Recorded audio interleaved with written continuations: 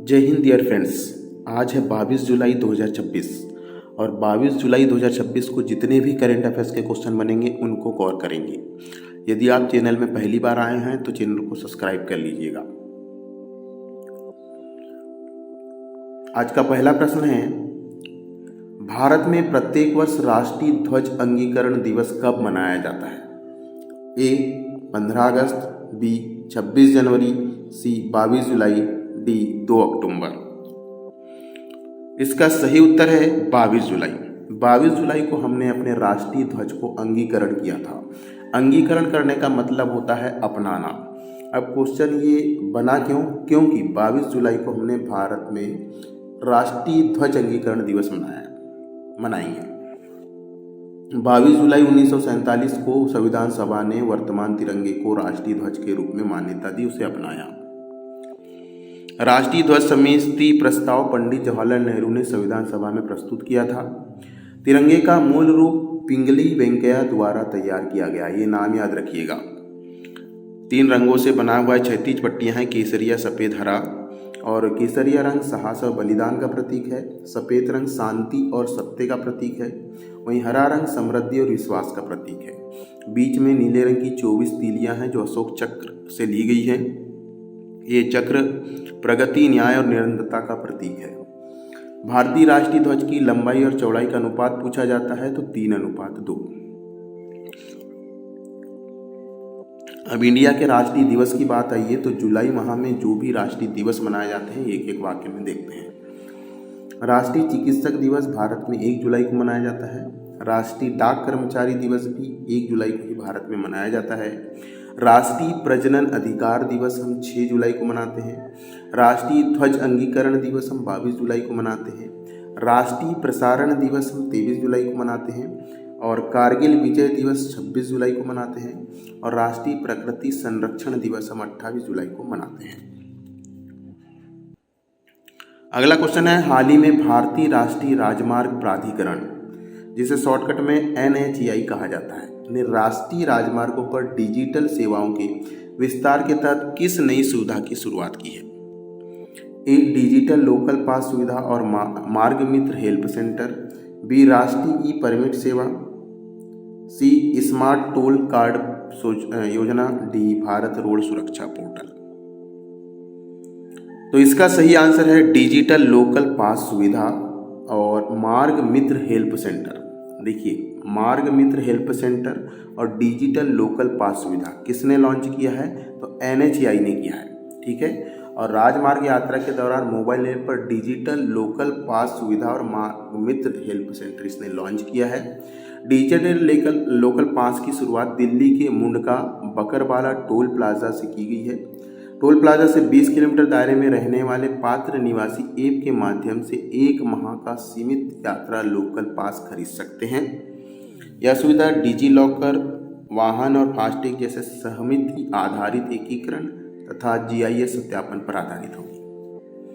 और ये जो मार्ग मित्र हेल्प सेंटर है 22 भाषाओं में उपलब्ध रहेगा। तो याद रखिएगा, मार्ग मित्र हेल्प सेंटर NHAI ने जारी किया है, साथ में डिजिटल लोकल पास, ठीक है। अगला क्वेश्चन है, हाल ही में केंद्रीय मंत्री ज्योतिरादित्य सिंधिया ने मिशन गोल्डन स्पाइस का शुभारंभ किस राज्य में किया है? ए असम, बी मेघालय, सी मिजोरम, डी त्रिपुरा। इसका जो सही आंसर है वो है मेघालय। क्वेश्चन ये बन सकता है कि मिशन गोल्डन स्पाइस कहाँ पर शुरू किया गया, किस राज्य में? इसका सही उत्तर है मेघालय। क्वेश्चन ये भी बन सकता है कि मिशन गोल्ड स्पाइस योजना का शुभारंभ किसने किया? तो याद रखिएगा, इस योजना का शुभारंभ किया है हमारे केंद्रीय मंत्री ज्योतिरादित्य सिंधिया जी ने और इसमें शामिल थे मेघालय के मुख्यमंत्री। और मेघालय के मुख्यमंत्री कौन है? तो यह है कानराड संगमा। इस परियोजना में लगभग 175 करोड़ रुपए लगे हैं।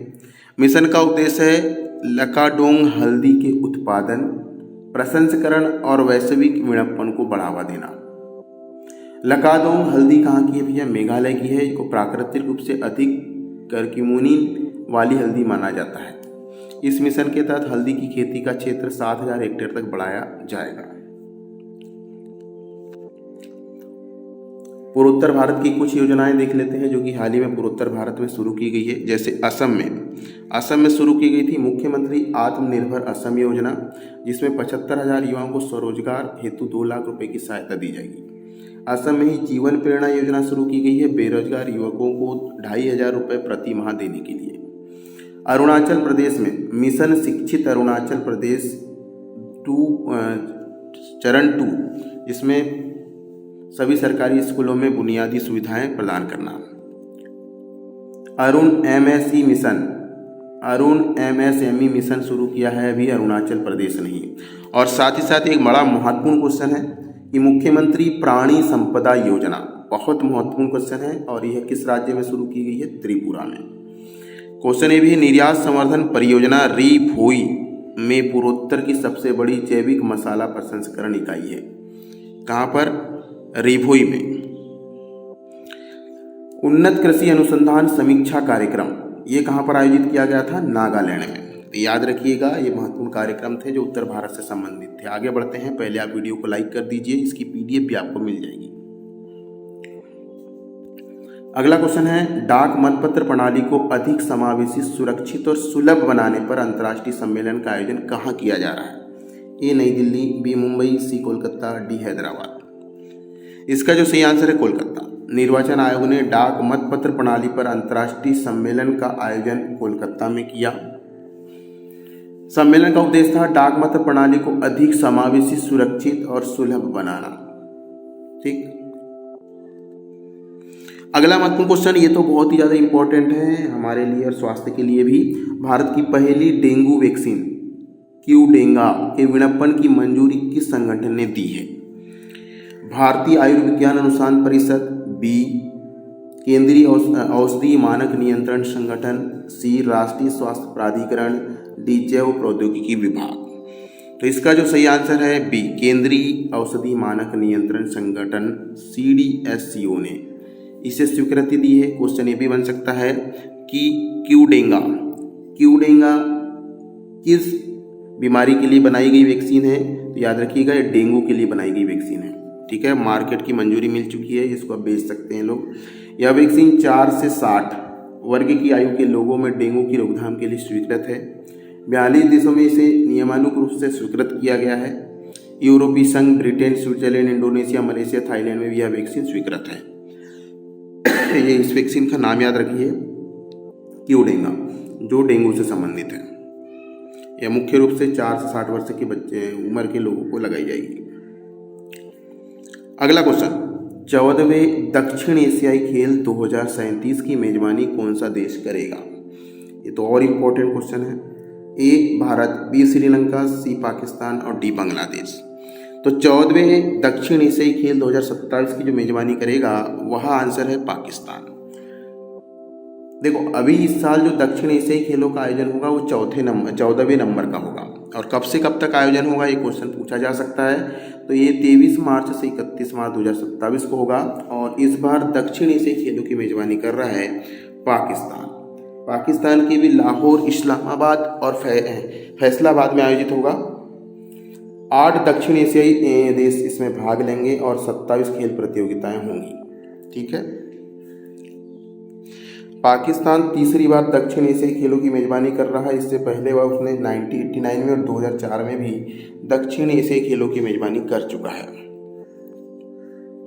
कुछ खेल प्रतियोगिताएं जो आगामी समय में आयोजित होने वाली है और कहां कहां आयोजित होगी वो भी देख लेते हैं। 20वीं एशियाई खेल 2026 ये 19 सितंबर से 4 अक्टूबर को जापान आइची नागोया में होगा। चौथे ग्रीष्मकालीन युवा ओलंपिक 2026 का आयोजन डकार, सेनेगल में होगा। आईसीसी पुरुष क्रिकेट विश्व कप 2027 का आयोजन दक्षिण अफ्रीका, जिम्बाब्वे और नामीबिया में होगा। 25वें शीतकालीन ओलंपिक 2026 का जो आयोजन है वो इटली, मिलान कार्टिना में होगा। एशिया रिले चैंपियनशिप 2027 का आयोजन चंडीगढ़, भारत में होगा। एशियाई इंडोर एथलेटिक चैंपियनशिप 2028 का आयोजन भुवनेश्वर में होगा। भारत में। और ग्रीष्मकालीन ओलंपिक 2028 का आयोजन लॉस एंजिल्स संयुक्त राज्य अमेरिका में होने वाला है। तो ये कुछ खेल प्रतियोगिताएं थी, इनको जरूर याद रखिएगा। जब भी आप करेंट अफेयर्स पढ़ते हैं तो नोट डाउन करते चले, उनसे रिलेटेड करेंट अफेयर्स को भी नोट डाउन करते चले। आगे बढ़ते हैं, इसकी PDF आपको मिल जाएगी। क्वेश्चन है, हाल ही में यूनाइटेड किंगडम के नए प्रधानमंत्री कौन बने हैं? विकल्प ए ऋषि सुनक, बी है कीर स्टारमर, और सी है एंडी बर्नहम, और डी है बोरिस जॉनसन।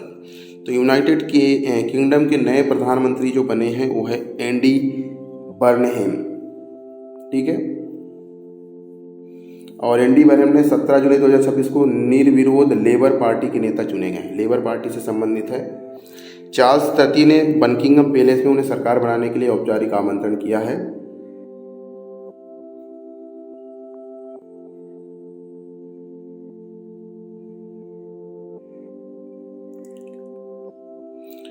और याद रखिएगा, जो एंडी बर्नहेम हैं वे ब्रिटेन के 7वें प्रधानमंत्री बने हैं इस दशक में, ठीक है। यूनाइटेड किंगडम का जो सदन, निचला सदन है, वह हाउस ऑफ कॉमन कहलाता है, ठीक है। और यूनाइटेड किंगडम का संवैधानिक राजतंत्र और संसदीय प्रणाली वाला देश है। नए प्रधानमंत्री की अगर बात करें तो कनाडा के अभी नए प्रधानमंत्री बने हैं मार्क कार्नी। वहीं पर ऑस्ट्रेलिया के नए प्रधानमंत्री बने हैं एंथनी अल्बनीज। और यूनाइटेड किंगडम ब्रिटेन के नए प्रधानमंत्री बने हैं एंडी बर्नहेम। आयरलैंड के नए प्रधानमंत्री बने हैं साइमन हैरिस। रोमानिया के नए प्रधानमंत्री बने हैं इलिये बोलोजान। यूक्रेन के नए प्रधानमंत्री बने हैं यूलिया स्विरिडेंको। पेरू के नए प्रधानमंत्री बने हैं एडुआर्डो अराना। और मंगोलिया के नए प्रधानमंत्री बने हैं जानदान सातार गोबोनजाओ। तो इनका नाम याद रखिएगा, जो अभी नए प्रधानमंत्री बने हैं, आगामी एग्जाम में पूछे जा सकते हैं। अगला क्वेश्चन है, चीन के प्रतिष्ठित लू सुन साहित्य पुरस्कार 2026 की कविता श्रेणी किसने जीती है? ए मोमयान, बी वांग जिबिंग, सी यू हुआ, डी लियू सिक्किन। तो इसका जो सही आंसर है वो है वांग जिबिंग। लू सुन साहित्य पुरस्कार, इसकी स्थापना 1996 में आधुनिक चीनी लेखक लू सुन की स्मृति में किया गया है। और यह पुरस्कार प्रत्येक 4 वर्ष में दिया जाता है, इसलिए इस बार महत्वपूर्ण है। 2026 में जो लू सुन साहित्य पुरस्कार दिया गया, यह कौन सा संस्करण दिया गया? इसका 9वां संस्करण था। और वांग बीजिंग ने अपनी कविता संग्रह लो फाइट के लिए कविता श्रेणी में यह पुरस्कार जीता है। आपको बता दें कि वांग जिबिंग पेशे से फूड डिलीवरी राइडर है, ठीक है। और चीन की गिग इकोनॉमिक और डिलीवरी कर्मचारियों पर आधारित है। लो फाइट का प्रकाशन 2024 में हुआ था। कुछ लेखक और पुरस्कार देख लेते हैं जो कि एग्जाम की दृष्टि से इम्पोर्टेंट है।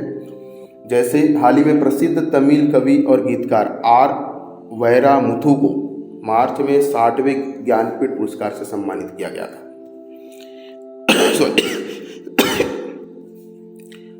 लेखिका है ममता कालिया को उनकी कृति जीते जी इस्लामाबाद के लिए साहित्य अकादमी पुरस्कार 2025 से सम्मानित किया गया। और वहीं पर प्रसिद्ध बंगला उपन्यासकार हैं डॉक्टर राजकुमार मुखोपाध्याय को उनकी कृति हारा पार्वती कथा के लिए 35वां सरस्वती सम्मान दिया गया। चलिए आगे बढ़ते हैं। अगला महत्वपूर्ण क्वेश्चन, ये भी इंपॉर्टेंट है। वर्ष 2026 में पार्डो अल्ला कैरिएरा वर्ष 2026 में पार्डो अल्ला कैरिएरा किसे सम्मानित किया गया है? A Christopher Nolan, B Martin Scorsese, C James Gray, D Denis Villeneuve. इसका जो सही आंसर है वो जेम्स ग्रे। लोकार्नो फिल्म महोत्सव स्विट्जरलैंड में आयोजित हुआ और प्रतिवर्ष आयोजित होने वाला अंतर्राष्ट्रीय फिल्म महोत्सव है। इस बार का 79वां लोकार्नो फिल्म महोत्सव था जो कि 5 से 15 अगस्त तक चला। पार्डो अल्ला कैरिएरा लोकार्नो फिल्म महोत्सव का आयोजन आजीवन उपलब्धि सम्मान है, ठीक है। और जेम्स ग्रे को दिया गया है जो कि अमेरिका के प्रसिद्ध फिल्म निर्देशक है, ठीक है। फिल्म पुरस्कार की बात करें तो अभी भारत में फिल्म पुरस्कार दिए गए हैं, जिसमें सर्वश्रेष्ठ अभिनेता चंदू चैंपियन के लिए सर्वश्रेष्ठ अभिनेता का पुरस्कार कार्तिक आर्यन के साथ और एक खिलाड़ी को दिया गया है। उनका नाम जानने के लिए आप अपने पुराने वीडियो देख सकते हैं। और सर्वश्रेष्ठ अभिनेत्री यामी गौतम को दिया गया है, इनकी फिल्म थी आर्टिकल 370। और सर्वश्रेष्ठ निर्देशक का पुरस्कार दिया गया है राजकुमार पेरिया स्वामी, जिन्हें अमरन के लिए सर्वश्रेष्ठ निर्देशक का पुरस्कार दिया है। और वहीं पर अभिनेता और निर्देशक रणवीर हुड्डा को स्वातंत्र्य वीर सावरकर के लिए सर्वश्रेष्ठ डेब्यू निर्देशक का पुरस्कार भी दिया गया है। और संगीत के क्षेत्र में सर्वश्रेष्ठ संगीत का जो निर्देशन किया है वो है संगीतकार शाश्वत सचदेवा को, फिल्म आर्टिकल 370 के लिए। अगला क्वेश्चन, ये भी महत्वपूर्ण क्वेश्चन है, इस प्रकार के क्वेश्चन अक्सर पूछे जाते हैं। केरल सरकार ने सांप से काटने से होने वाले विषाक्त प्रभाव की रोकथाम नियंत्रण के लिए किस राज्य स्तरीय कार्य योजना का शुभारंभ किया? महत्वपूर्ण क्वेश्चन। सांप की रोकथाम के लिए डसने के बाद काफ़ी लोग की मृत्यु हो जाती है, तो उनको देखते हुए केरल सरकार ने एक योजना बनाई है। ये है ए सर्प सुरक्षा मिशन, बी सेप्से सी जीवन रक्षा योजना, और डी है वन स्वास्थ्य अभियान। तो इसका जो सही आंसर है वह है सेप्से योजना किससे संबंधित है? केरल से है, और सांप काटने उनका रोकथाम और बचाव के लिए शुरू की गई है। यह योजना विश्व स्वास्थ्य संगठन WHO के लक्ष्यों के अनुरूप तैयार की गई है।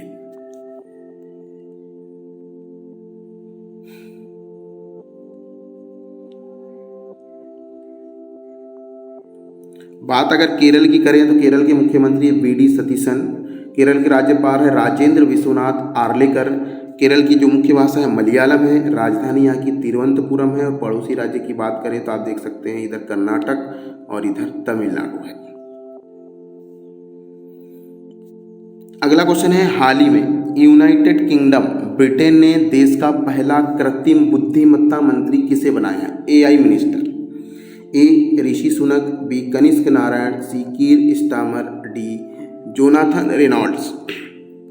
तो यूनाइटेड किंगडम के पहले AI मंत्री जो बने हैं वो है कनिष्क नारायण। 21 जुलाई को कनिष्क नारायण को पहला कृत्रिम बुद्धिमत्ता मंत्री बनाया गया है। और कनिष्क नारायण भारतीय मूल के ब्रिटिश राजनेता हैं, ठीक है, वे लेबर पार्टी के भी नेता हैं।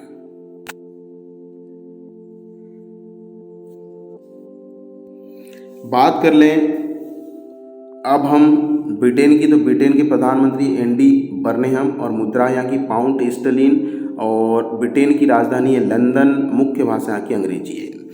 देखिए कुछ भाग हम बता रहे हैं। सबसे पहले अगर हम ये वाला भाग आयरलैंड को पूरा छोड़ लें, जिसमें नॉर्थ आयरलैंड और आयरलैंड है, इसको छोड़ देंगे तो ये स्कॉटलैंड है, इंग्लैंड है और वेल्स, ये तीन मिलकर के ये ग्रेट ब्रिटेन बनाते हैं। याद रखिएगा, ग्रेट ब्रिटेन में शामिल है स्कॉटलैंड, इंग्लैंड और वेल्स, ये तीन देश मिलकर के क्या बनाते हैं? ग्रेट ब्रिटेन बनाते हैं। अगर इसी देश में अगर हम आयरलैंड को जोड़ दें,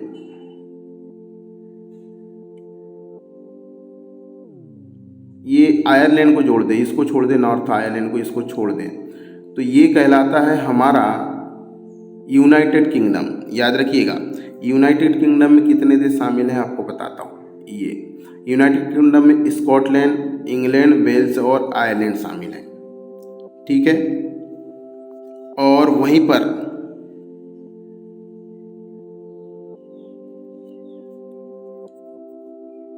ग्रेट ब्रिटेन समझ में आया? देखो पूरा यहाँ पर चलता है ब्रिटिश रूल, जिसे हम कहते हैं कॉमनवेल्थ। ब्रिटिश रूल चलता है यहाँ पर, और ब्रिटिश रूल्स में अगर हम ये वाला भाग निकाल दें जिसमें नॉर्थ आयरलैंड है और आयरलैंड है, तब ये क्या कहलाएगा? ये कहलाएगा, इसको निकाल दें, नॉर्थ आयरलैंड को निकाल दें, नॉर्थ आयरलैंड को अगर हम इसको निकाल दें और ये पूरा इसमें शामिल करें तो ये ग्रेट ब्रिटेन कहलाता है, ठीक है। क्या कहलाता है? Great Britain.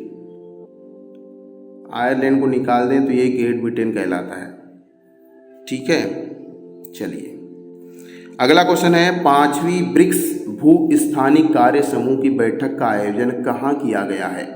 ए IIT Madras, B IIT Tirupati, C IIT Kanpur, D IIT Hyderabad. तो इस बार जो 5वीं बैठक हुई है, क्वेश्चन बन सकता है कि भू स्थानिक कार्य समूह की ब्रिक्स बैठक इस बार कौन से नंबर की थी, तो ये 5वें नंबर की थी। कहाँ पर आयोजित किया गया, तो चलिए आगे देखते हैं। इसका सही आंसर है IIT तिरुपति, आंध्र प्रदेश, येरपुड़ में। यहाँ पर येरपुड़ परिसर में 5वीं ब्रिक्स भू स्थानिक कार्य समीक्षा की बैठक की मेजबानी की गई। इस बैठक का आयोजन भारत सरकार के विज्ञान और प्रौद्योगिकी विभाग द्वारा किया गया। बात ब्रिक्स की करें तो ब्रिक्स में मूल रूप से ब्राजील, रूस, भारत, चीन और दक्षिण अफ्रीका इसमें शामिल है।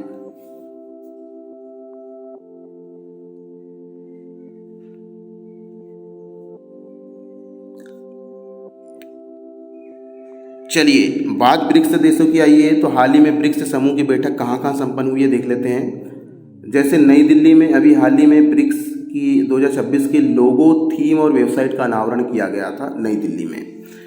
वहीं पर ब्रिक्स विदेश मंत्रियों की बैठक भी संपन्न हुई मई में नई दिल्ली में। और दूसरी अलाइनमेंट वर्किंग ग्रुप की बैठक ब्रिक्स की कहाँ पर हुई, तिरुवनंतपुरम में। वहीं पर दूसरी ब्रिक्स संस्कृति कार्य समूह की बैठक कहाँ पर हुई, वाराणसी में।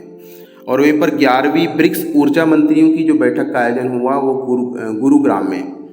अगला ब्रिक्स श्रम और रोजगार मंत्रियों की बैठक का आयोजन किया गया हैदराबाद में।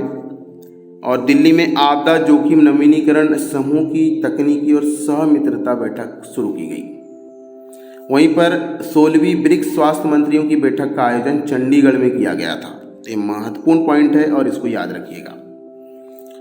आगे बढ़ते हैं, देखते हैं अगला क्वेश्चन। IIT कानपुर में स्थापित किए जाने वाले हरित हाइड्रोजन उत्कृष्टता केंद्र को किस नीति के तहत स्वीकृति मिली है? ए, राष्ट्रीय हरित ऊर्जा मिशन 2023, बी, उत्तर प्रदेश हरित हाइड्रोजन नीति 2024, सी, राष्ट्रीय हाइड्रोजन मिशन 2021 और डी है उत्तर प्रदेश सौर ऊर्जा नीति 2022। तो हरित हाइड्रोजन उत्कृष्टता केंद्र के लिए जो नियम बनाए गए हैं वो उत्तर प्रदेश हरित हाइड्रोजन नीति 2024 के अंतर्गत बनाए गए हैं। इसमें इकोजेन का पूरा नाम होता है हरित हाइड्रोजन के लिए अभिनय एवं एकीकृत पारिस्थितिक तंत्र। यह उत्कृष्टता केंद्र IIT कानपुर में स्थापित होगा। इस परियोजना को उत्तर प्रदेश के नवीन एवं नवीनीकरण ऊर्जा मंत्री की एजेंसी इसे स्वीकृत करेगी। और हरित हाइड्रोजन का उत्पादन नवीनीकरण ऊर्जा से जल विद्युत उत्पादन द्वारा किया जाता है। केंद्र का उद्देश्य है हरित हाइड्रोजन के उत्पादन, भंडारण और परिवहन सुरक्षा और औद्योगिक उद्यान पर अनुसंधान को बढ़ावा देना। चलिए अगला क्वेश्चन है, भारत की पहली 100 मेगावाट प्रति घंटे utility scale vanadium redox flow battery ऊर्जा भंडारण क्षमता किस स्थान पर स्थापित किया गया है? A, Bhadla solar park Rajasthan, B, Pavagada solar park Karnataka, C, Khavda solar park Gujarat, D, Rewa solar park Madhya Pradesh. तो इसका सही आंसर है utility scale vanadium redox flow battery का जो भंडारण किया जाएगा वो किया जाएगा खावड़ा सोलर पार्क गुजरात से। यह परियोजना गुजरात के खावड़ा सोलर पार्क में स्थापित है। यह परियोजना का ठेका 20 से 21 जुलाई 2026 को NTPC ने दिया है। परियोजना का EPC engineering procurement and construction कार्य बुडांडा इंजीनियरिंग लिमिटेड को मिला है। ठीक है, यह भारत की पहली गैर लिथियम यूटिलिटी स्केल बैटरी ऊर्जा संरक्षण प्रणाली है। ठीक है, और खावड़ा सोलर पार्क को वर्ष 2029 तक 30 मेगावाट क्षमता वाला विश्व का सबसे बड़ा नवीकरण ऊर्जा पार्क भी बनाना है। अगला क्वेश्चन है, हाल ही में भारत ने नाविकों को प्राथमिकता देने वाली आपातकालीन समुद्री सुरक्षा योजना किस क्षेत्र में कार्यरत भारतीय नागरिकों की सुरक्षा के लिए है? ए, बंगाल की खाड़ी, बी, फारस की खाड़ी और होमरुज जलडमरू और ओमान की खाड़ी में, सी है लाल सागर स्वेज नहर, डी है मलक्का जलडमरू। तो इस बार सही आंसर है नाविकों की प्राथमिकता के लिए आपातकालीन समुद्री सुरक्षा योजना शुरू की गई है फारस की खाड़ी, होमरुज जलडमरू और ओमान की खाड़ी में। ठीक है, योजना के तहत भारतीय नागरिकों को रियल टाइम परिचालन ट्रेनिंग दी जाएगी। और किन किन के लिए? तो ये फारस की खाड़ी पर तैनात सैनिक और होमरुज जलडमरू मध्य और ओमान की खाड़ी में तैनात नौसैनिक पर लागू होगा।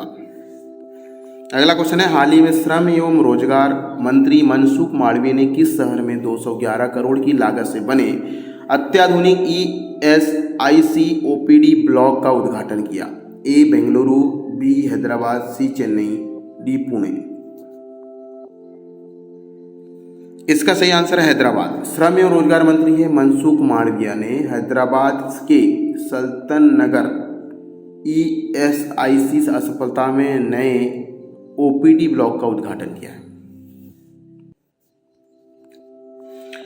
अगला क्वेश्चन बहुत महत्वपूर्ण है ये। हाल ही में जुलाई 2026 में गुजरात के किन 2 कृषि उत्पादकों को भौगोलिक टैग अर्थात GI टैग दिया गया है? A गिर केसर आम और भालिया गेहूं, B ऊंझा जीरा और ऊंझा सौंफ, C कच्ची खारेक और नागपुर संतरा, D अल्फांसो आम और दार्जिलिंग चाय। तो गुजरात ने जिन 2 कृषि उत्पादों को GI टैग दिया है उनका नाम है ऊंझा जीरा और ऊंझा सौंफ। ठीक है, GI प्रमाणन 28 मार्च 2026 को जारी किया गया। पंजीकरण ऊंझा कृषि उपज मंडी ऊंझा के नाम पर हुआ है। ठीक है, अब बात आई है GI टैग की। तो हाल ही में कुंभराज धनिया जो कि गुना जिले का है, अपनी सुगंध के लिए जाना जाता है, GI टैग दिया है। बरमान घाट के बैगन ये नरसिंहपुर जिले के हैं। गजरिया आम बैतूल जिले का है। खरगोन की लाली मिर्च बहुत तेज है। मांडू की खुरासानी इमली, ये खुरासानी इमली को GI टैग दिया गया है। जबलपुर की हरी मटर को GI टैग दिया गया है। और मालवी आलू, इंदौर और उसके आसपास के क्षेत्र में मालवी आलू को GI टैग दिया गया है। गराड़ू मालवा क्षेत्र के लोकप्रिय खाद्य कंदमूल गराड़ू को भी GI टैग दिया गया है। नूरजहां आम जो कि अलीराजपुर का है जिसे GI टैग दिया गया है। बुरहानपुर का केला इसे GI टैग दिया गया है।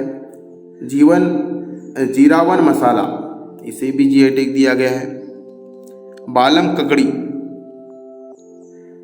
GI टैग दिया गया है। कहाँ का है? रतलाम का। जबलपुर का सिंघाड़ा इसे GI टैग दिया गया है। सीताफल सिवनी के GI टैग दिया गया है। और रियाबां लहसुन ये रीवा जिले के प्रसिद्ध लहसुन है। अगला क्वेश्चन है राष्ट्रमंडल टेबल टेनिस 2026 के आधिकारिक शुभंकर का नाम क्या है? A शेर, B मयूर, C गजराज, D चीता। तो हाल ही में राष्ट्रमंडल टेबल टेनिस 2026 का आयोजन होने वाला है, उसका शुभंकर जारी कर दिया गया है, उसका नाम है मयूर। राष्ट्रीय टेबल टेनिस चैंपियनशिप 2026 का 22वां संस्करण आयोजित किया जाएगा जो कि 27 जुलाई से 2 अगस्त तक चलेगा। और इस बार टेबल टेनिस का आयोजन त्यागराज स्टेडियम नई दिल्ली में किया गया।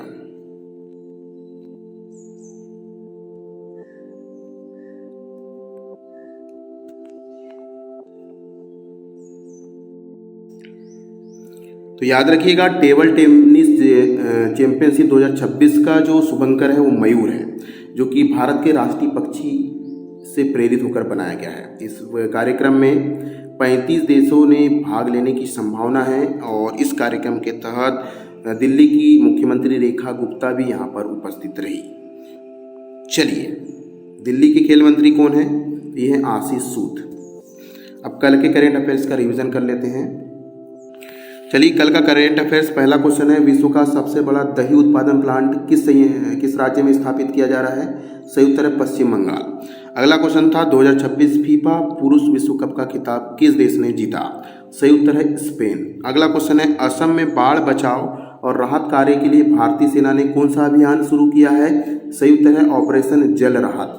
अगला क्वेश्चन है स्वतंत्रता दिवस 2026 से पहले हर घर तिरंगा अभियान के तहत दिल्ली सरकार लगभग कितने तिरंगा स्व सहायता समूह के द्वारा तैयार करवाया जाएगा? सही उत्तर है 2 लाख। अगला क्वेश्चन है मोल्दोवा गणराज्य की यात्रा करने वाली पहली भारतीय राष्ट्रपति कौन बनी है? सही उत्तर है द्रौपदी मुर्मू।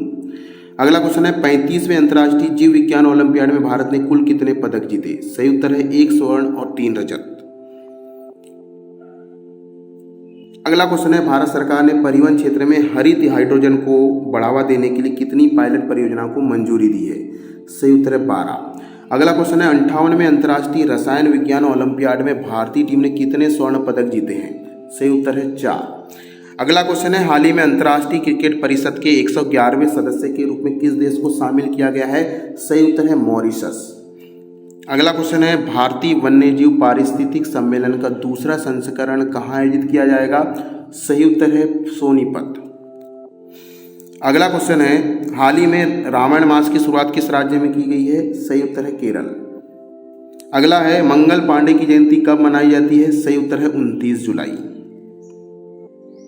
अगला क्वेश्चन है, अमूल भारत स्टेशन योजना का शुभारंभ कहाँ किया गया? कब किया गया? तो दिसंबर 2022 में। अगला क्वेश्चन है, एक्सरसाइज पिंच ब्लैंक 2026 का आयोजन किस देश की वायुसेना के द्वारा किया जाता है? सही उत्तर है ऑस्ट्रेलिया। अगला क्वेश्चन है, जुलाई 2026 में भारतीय नौसेना को MH-60R सीहॉक हेलीकॉप्टर के बाद अमेरिका से ऑर्डर किए गए कुल कितने हेलीकॉप्टर भारत को दिए हैं? तो अमेरिका ने अभी तक 21 हेलीकॉप्टर दे दिए। अगला क्वेश्चन है, INS मालवन जिसे 22 जुलाई 2026 को भारतीय नौसेना में शामिल किया जाएगा किस श्रेणी का पोत है? सही उत्तर है माहो श्रेणी की पनडुब्बी रोधी उथले जल वाला नौका है। अगला क्वेश्चन, कृषि मंत्री शिवराज सिंह चौहान ने पश्चिम बंगाल में कितने कृषि अनुसंधान एवं प्रशिक्षण केंद्र स्थापित करने की घोषणा की है? सही उत्तर है 4। अगला क्वेश्चन है, हाल ही में दिल्ली मंत्रिमंडल ने किस विधेयक को मंजूरी दी है? सही उत्तर है दिल्ली नागरिक समयबद्ध एवं सुगम सेवा विवरण अधिकार अधिनियम 2026। अगला क्वेश्चन है, भारत अपनी ब्रिक्स अध्यक्षता के तहत 15 से 16 जुलाई 2026 को ब्रिक्स श्रम और रोजगार मंत्रियों की बैठक का आयोजन कहाँ होगा? सही उत्तर है हैदराबाद। अगला क्वेश्चन है, भारत का पहला सरकारी कृत्रिम बुद्धिमत्ता विश्वविद्यालय करने की घोषणा किस राज्य में की गई है? सही उत्तर है कर्नाटक। तो ये थे कल के करंट अफेयर्स के क्वेश्चन। आशा है आपको वीडियो पसंद आया होगा। ज़्यादा से ज़्यादा शेयर करें, वीडियो को लाइक करें प्लीज़। जय हिंद।